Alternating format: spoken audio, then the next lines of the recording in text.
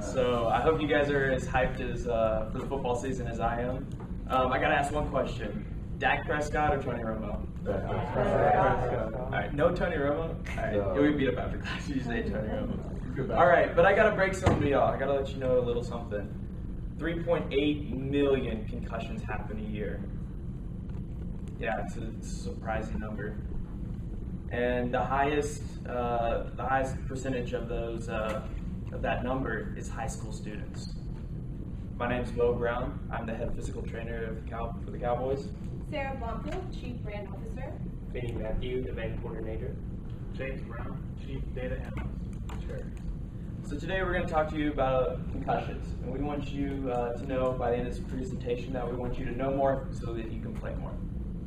All right, so like I said, high school students, 47% of that number are due and are caused by high school students. They're 3 times as more likely to receive a second concussion. That's when it gets really dangerous, is when you get that first concussion and then followed up by that second concussion. And the recovery time is longer than a college student. All right, so let's talk about the definition of concussion. Unconsciousness caused by a blow to the head. All right, so what happens when you get a concussion? Results typically include such as headaches, dizziness, difficult concentrating, and the overall feeling is like, you know what, I'm not feeling myself. All right. So repeated concussions, like I just said, they're a little more dangerous, and that's because it slows down your motor skills. It slows down your motor skills, it slows down your ability to think and overall just kind of function your body. And in worst case scenarios, it impairs your speech. And as you guys know, Muhammad Ali, who just died, he was a boxer, he died from Alzheimer's. And as we know, concussions definitely do not help slow down the rate of Alzheimer's. My grandfather, he's been diagnosed with Alzheimer's. And so it's a really serious disease. We don't know quite how to cure yet, but we know that this right here, this isn't helping. All right, so concussions. They're the #1 cause for death in both children and young adults. That's pretty surprising. I'm thinking more NFL players, professional players, people out there taking the hits. But no, the danger is in our youth. It's 1.5 times more deadlier than AIDS. Fewer than 1 in 20 will get the proper information they need. So do we want our teenagers going through this pain? Is playing football really worth the possibility of long-term effects? So we're representing the Cowboys. We're not here to tell you guys that football is dangerous and that we should stop football. We're here to tell you how to make it better, how to make it safer, so that we can protect our players. So, the annual cost of sports-related concussions in the United States are $65 billion. That means you and I, either indirectly through taxes or directly through paying medical bills, are paying $65,000 for something that's preventable. Each victim of traumatic brain injury pays anywhere from $85,000 to $3 million over their lifetime to cover the cost of a preventable thing. That's why Dallas Cowboys are partnering up with Heads Up Football in order to eradicate this problem. There are basically a lot of problems with the way in the culture of football right now. Basically, people are teaching over-aggressive plays to become more competitive, illegal moves in order to wipe out the competition. And hey, we're the Dallas Cowboys, we like to win, and anything to win, but at what cost? Some other problems that are arising in this are the equipment is not being properly fitted. So when you grab the helmet and you move it around, your head is supposed to move with it. And a lot of the times what we're seeing is the youth are not properly fitted in their helmets and the other equipment. So when they do tackle and they end up using their head in the tackle, they don't have the proper safety. And also what we want to do is make sure that people know and coaches know how to identify and recognize the different problems, to see what's happening in their players to recognize the concussion.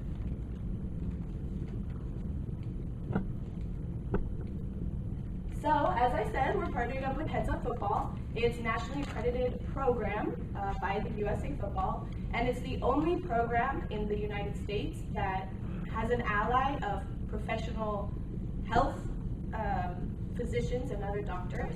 That means people who are experts on the brain, and also football experts, so people who know the field, the tackles, the competitiveness. And it's also, we decided to partner up with them because we like their philosophy of head up, chin up. And so that basically means that you're taking your head out of the tackle. A lot of people want to go low and tackle with their head, and unfortunately, it's not necessary. You can take your head out.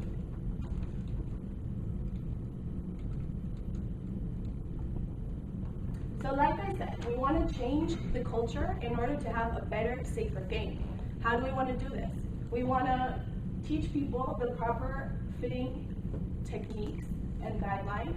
We want to teach them the proper tackling techniques and concussion management. So that means recognizing and understanding when a concussion is happening.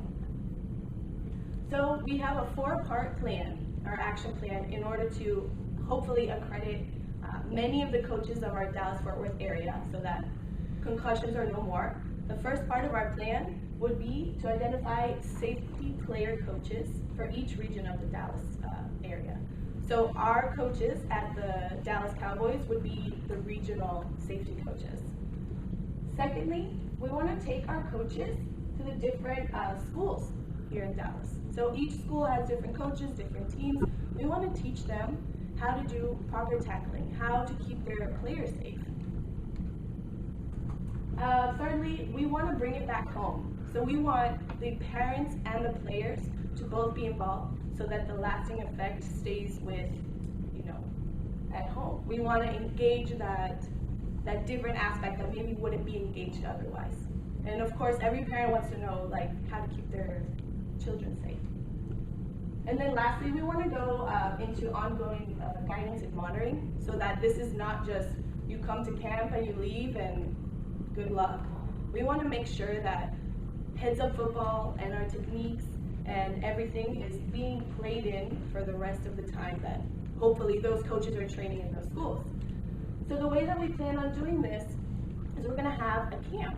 And during that camp, we want to basically have all of the individual trainers from each school come in, and we will accredit them with 3 different certifications. The first one being Level 1 Tackle Certification. The second one, Heads Up Football High School Certification, so specifically how to teach youth how to tackle. And then Level 1 Flag Certification, because we understand that not every school has tackle football. And then Finny's going to go into a little bit more about our camp. So just to recap a little bit, 33% of concussions occur at sports practices, not in the games. 47% are from high school football players, and 39% of individuals or players who play the game of football, if the concussions occur, permanent brain damage will occur.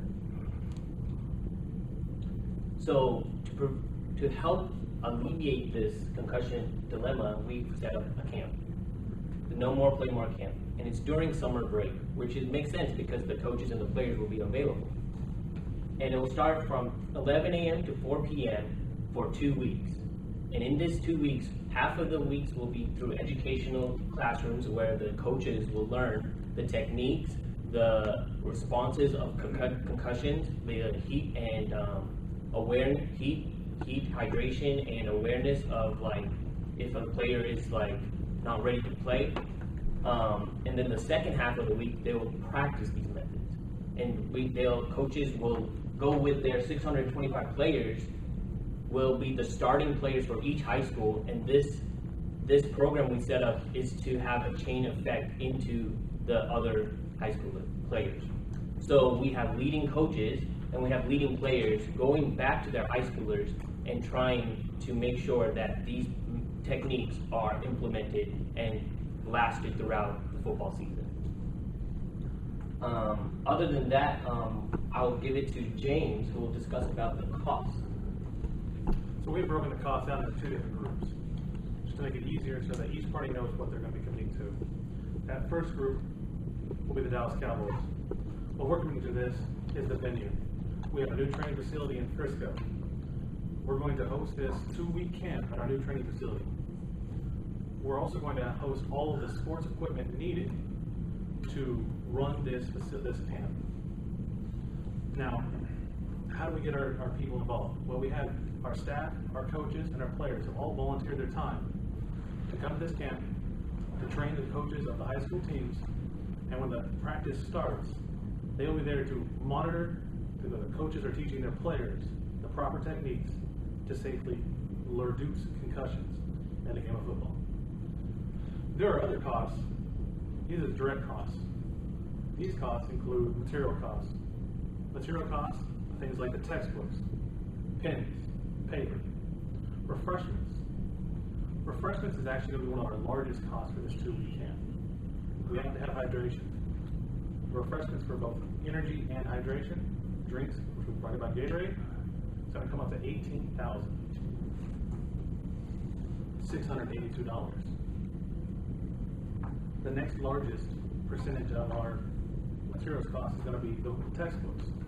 Simply printing these textbooks is going to cost us $1,538. There is one other cost for us, that's going to be labor. Unfortunately, we do have to pay to have security at an event where we're going to have almost 1,200 people. That cost will come out to about $13,888. We're going to get a one-time contract with a security company. We chose this method so that the security company would have to have liability. So in case something does happen with that security, neither the Dallas Chamber of Commerce or the Dallas Cowboys will be held liable. What we're asking from the Dallas Chamber of Commerce is half of the total 34,000.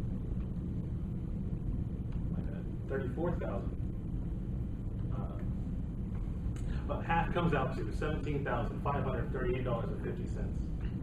This half will provide us the materials we need and the labor to host this event. This half also comes out to approximately 7 MRIs. The national average for an MRI in the United States is $2,600. Would the Chamber of Commerce rather pay in taxes or indirect fees that $2,600, or help us train coaches to prevent concussions going forward? All right, so now that we've told you about who we are, the problem, and what we're going to do about the problem, let me kind of put this in perspective, the reality set in a little bit. All right, so I'm going to tell you about 3 animals, and you're like, why am I telling you about animals? First thing I'm going to talk about is the woodpecker. The woodpecker pecks against a tree 12,000 times a day. Bighorn rams, they butt heads day after day. And there's this bird called the crane garret bird. It dives into the water to fish at 75 miles an hour. These animals were designed to take impact to the head. Our brains are like a peach in some water, disconnected from the body, just floating in liquid. When shaken, it's going to destroy that peach and just going to make that water dirty. That's how dangerous the game of football is. And so, like I said, we're not here to tell you that we should not be playing football. We're here to tell you how to play it safer so that we can protect our players. The center lineman in football takes about 70,000 hits in the course of their 18-year career, if they play that long. So, have any of you guys seen the movie with Will Smith, Concussion? The new movie, Concussion with Will Smith. It's a great movie. I loved it. When I watched that, reality set in for me about how dangerous the game is, even though I love the game. Football is the #1 played sport in the United States. The NFL literally owns a day of the week, like it says in the movie. And so what we're asking from the Chamber of Commerce is this money so that we can fix this issue. It's a really big issue. The concussion conundrum has been going on for a while. And so what we want to do is we want to train those youth to tackle properly, to get the correct fitting equipment so that when they get into college, into the NFL, or even the games where they're at, so that they're safe. These kids are our future. So, by the end of this presentation, which is now, 48 concussions have already occurred. This presentation wasn't extremely long, but 48 have already occurred. That's a lot of concussions. If they had our protection, do you think that they would have concussions? I don't know. But it's a really big deal. Are there any other questions?